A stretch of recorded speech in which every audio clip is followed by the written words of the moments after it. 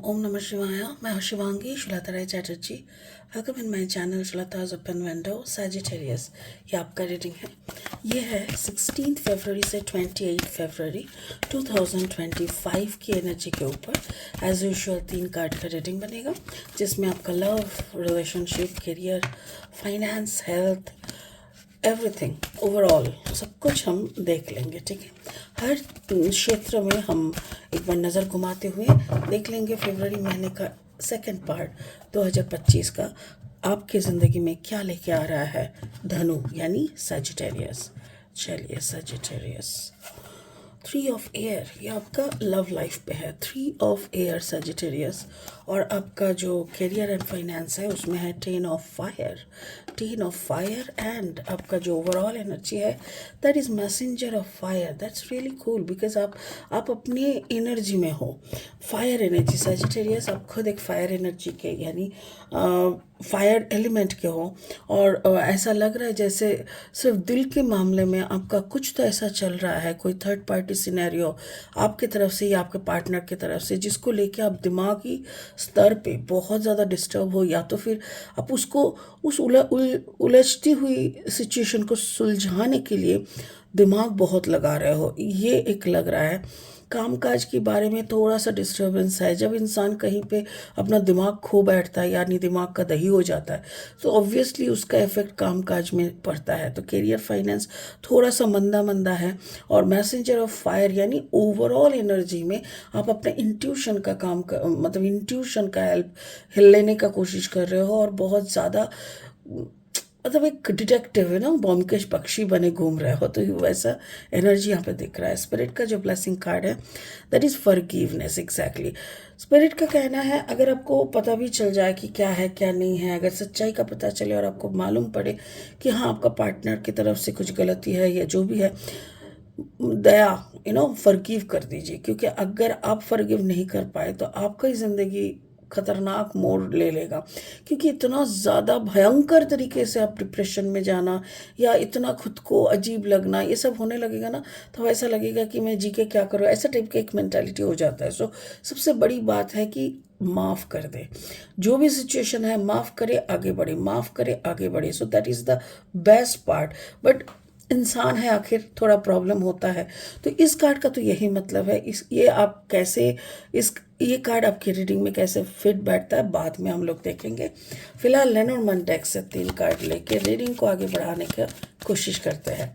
अगर आप नए हो मेरे चैनल पे, मुझे सुनते हुए आप एंजॉय करते हो, आपकी मेरी कंटेंट भी आपको बड़ा मज़ेदार और हेल्पफुल लग रहा है, तो प्लीज़ मेरी चैनल को सब्सक्राइब करके बेल आइकन को दबा के और मेरी कंटेंट को ज़्यादा से ज़्यादा लोगों तक शेयर करके एक लाइक ज़रूर दे दीजिएगा ना। ठीक है, थैंक यू सजिटेरियस। चलिए देख लेते हैं आपका एनर्जीज के साथ मेरी इस रीडिंग की एनर्जी में कितना मैचिंग है। ओके, लॉकेट, यस, शादी वाला रिश्ता या पार्टनरशिप वाला रिश्ते में कुछ तो प्रॉब्लम है। द माउंटेन, कामकाज भी सच में बहुत परेशानी में है। एंड द आउल्स, लोग क्या कहेंगे, लोगों का काम है कहना, ऐसे सिचुएशन में आप है फंसे। और 3 कार्ड ले लेंगे रीडिंग को फाइनल स्टेज तक ले जाने के लिए for the month of February second up. आपका अगर धनु राशि के जातक है आप, या तो फिर धनु लग्न के यानी सन मून राइजिंग कहीं पे भी अगर आपका धनु यानी सजिटेरियस एनर्जी है, तो आपकी एनर्जी के साथ इस रीडिंग का एनर्जी में कुछ ना कुछ मैचिंग आपको ज़रूर मिल जाएगा। Don't worry, let's find out. Okay, knight of cups, okay, and then the 8 of cups. अच्छा, वाटर साइन के चल गए पूरा। Okay, and then the knight of wands. ठीक है, चलिए अब देखते हैं, शुरू करते हैं आपकी लव लाइफ से। लव लाइफ में देखिए 3 ऑफ एयर बहुत ही क्लियरली मुझे ऐसा लग रहा है कि आपके या आपके पार्टनर के लाइफ में कोई तो ऐसा है जो आपको बहुत ज़्यादा डिस्टर्ब कर रहा है, आपको चैलेंज दे रहा है, आपकी लव को एक ऐसी जगह पे खड़ा कर दिया, लाइक एक मतलब एक क्या कहते हैं उसको, लाइक जजिंग सिचुएशन, लाइक आप बेहतर हो कि और कोई बेहतर है। तो ये इट्स अ कंपटीशन। लाइक एक प्यार बहुत सालों से आप दोनों एक साथ हो या बहुत महीनों से, तो आप दोनों के एक बहुत अच्छा मेल है, बहुत अच्छा कंपैटिबिलिटी आपको लगता था, बट सडनली आपको ऐसा लग रहा है कि somebody else इज देयर और आप कंफ्यूज हो रहे हो।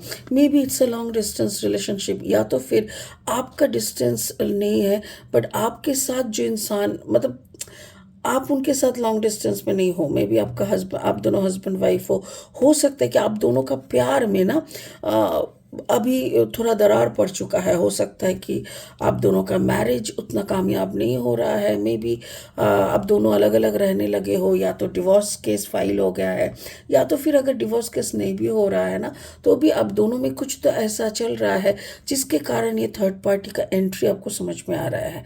अब बात यह है कि आपके पार्टनर की ज़िंदगी में कोई ऐसा थर्ड पार्टी आए हैं जो कि काफ़ी यंग है, आपके पार्टनर से यंग है और एनर्जेटिक है और लॉन्ग डिस्टेंस रिलेशनशिप में है, और वो दूर से आपके पार्टनर तक आने की एक मतलब एक मोटिव भी बना रहा है ताकि वो आके आपके पार्टनर से मिले।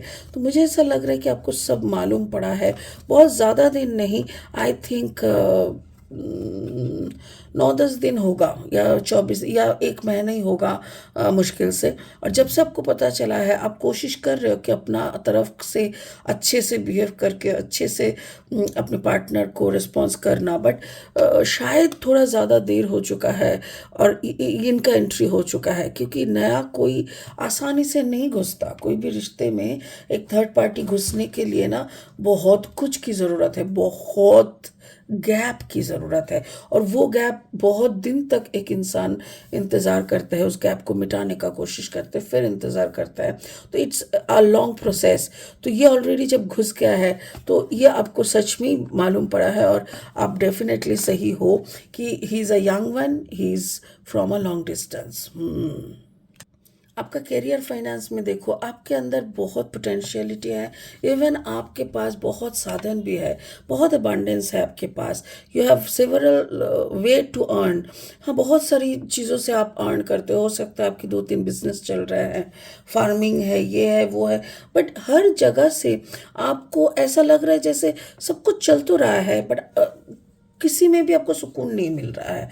आप एक्चुअली ये एक्सपेक्ट शायद नहीं किए थे कि आपके पार्टनर कभी भी आपको आपको छोड़ रहा है। ओके, ऑफिशियली आप दोनों शायद अलग रह रहे हो, वो भी ओके, बट आपको छोड़ के किसी और को अपनी ज़िंदगी में लाएंगे, शायद ये बात आप सोच नहीं पाए थे, इसीलिए आप इतना ज़्यादा चौंक गए हो। और आपको ऐसा लग रहा है अभी अपना जो रेगुलर का जो काम है ना, वो भी आपके लिए बहुत ज़्यादा टफ होने लगा है, बिकॉज आपका ध्यान कहीं और चिपका हुआ है। आपके पार्टनर की वो एक्टिविटीज़, वो वाला सब कुछ आपके दिमाग में इतना कुछ चल रहा है ना कि आपको काम करने का मन नहीं कर रहा है। अपना रेगुलर का काम भी आपके लिए काफ़ी टफ लग रहा है, आपको बिल्कुल भी अच्छा नहीं लग रहा है, ये सोचते हुए कि जो इंसान कभी आपके बहुत करीब हुआ करते थे, जो इंसान ने पिछले इतने महीनों से सिर्फ आपके लिए इंतज़ार कर करके कहीं थक चुके हैं, आपको मालूम भी नहीं पड़ा, और अभी ये इंसान किसी और की तरफ,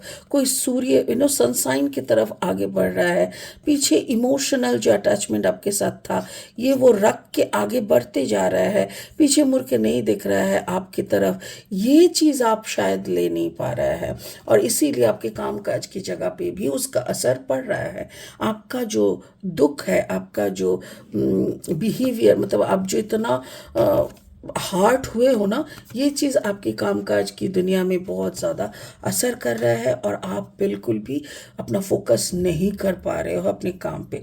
आपका जो ओवरऑल एनर्जी है, मैसेंजर ऑफ फायर, आपकी इंट्यूशन बहुत स्ट्रांग है, बिकॉज जब कोई भी फायर साइन जब सोचता, actually every sign, every human being, जब कोई ह्यूमन बीइंग अंदर से ना तकलीफ में जूझते हैं, तब उनका ना सोचने एक मतलब उसको सोच इमेजिन करके सोच के ऐसा एक स्टेट ऑफ माइंड बन जाता है कि इंट्यूशन बहुत स्ट्रांग हो जाता है, और आपको ऐसा लग रहा है कि अब लोग क्या कहेंगे, हम दोनों अलग थे। इसको लेके काफ़ी चर्चा हो रहा है बाज़ार में, मतलब रिश्तेदारों में, लोगों में। अब अगर मेरे पार्टनर के लाइफ में कोई नया इंसान आके वो अगर डिवोर्स करके सेटल होने का प्लानिंग कर रहा है, तो उसको लेके फिर image, very much image consciousness दिख रहा है।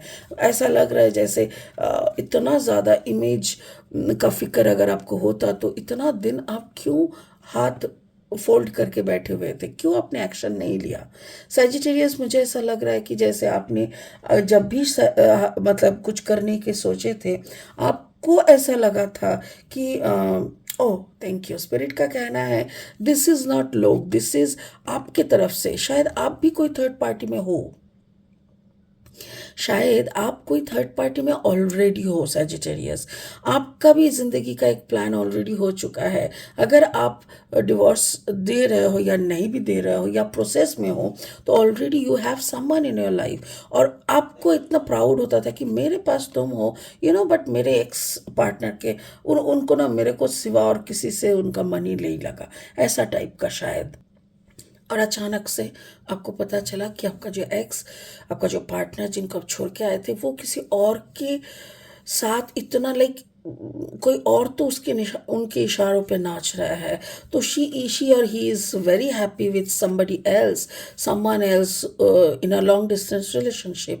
तो यहाँ पे जो आप इतना कॉलर ऊंचा करके अपने घमंड के साथ कहते थे ना, शायद वहाँ पे भी आपका थोड़ा इज्जत का प्रॉब्लम हुआ है। आई थिंक सैजिटेरियस, आपने जो भी सोचा था उसके विपरीत, उसके डिफरेंट कुछ हो रहा है करके आप चीज़ों को मान नहीं पा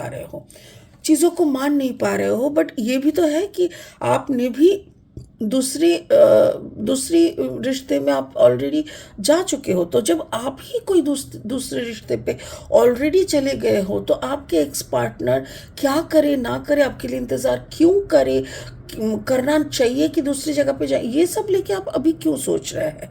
स्पिरिट का कहना है आप माफ़ करो, क्योंकि माफ़ क्यों करोगे? क्योंकि आपको भी उन्होंने ज़रूर माफ़ किए होंगे। जब तक वो आपके लिए इंतज़ार करते रहे, तब तक वो खुद के लिए कभी सोच नहीं पाए। अभी शायद रिसेंटली आपको उन्होंने माफ़ कर दिए और खुद की तरफ देखे, तभी जाके उनको लगा कि उनके पास भी कोई होना चाहिए, तभी वो आगे बढ़े हैं। सो इस मोमेंट को आप ऐसे करके ना जज करें। आप बेहतर यही होगा कि आप उनको माफ़ करें और उनके हिसाब से उनको जीने दें और आप आगे बढ़ें, क्योंकि स्पिरिट का नंबर है 7। उनका यही कहना है कि आप जितना जल्दी उनको माफ़ कर पाएंगे, उतना जल्दी आप भी अपने ज़िंदगी में खुश हो पाएंगे और उनके खुशी को भी देख पाएंगे। वरना एक अजीब सा जेलसी आपके अंदर उभरता रहेगा और आपके अंदर एक नेगेटिव इमेज, नेगेटिव मेंटालिटी का क्रिएट होगा, जो कि आपकी सेहत के लिए, आपके दिमाग के लिए, किसी के लिए भी कुछ अच्छा नहीं होगा। So take care of yourself, be good, forgive whatever you are thinking, and बस जेलसी छोड़ के माफ़ करके आगे बढ़िए। ठीक है, आई होप आप समझ गए होंगे द सिचुएशन पूरी, और स्पिरिट का बात भी आप समझ गए होंगे। तो इसी के साथ इस रीडिंग को यहीं ख़त्म करते हैं, फिर मिलेंगे बहुत जल्दी। Thank you so much, bye bye.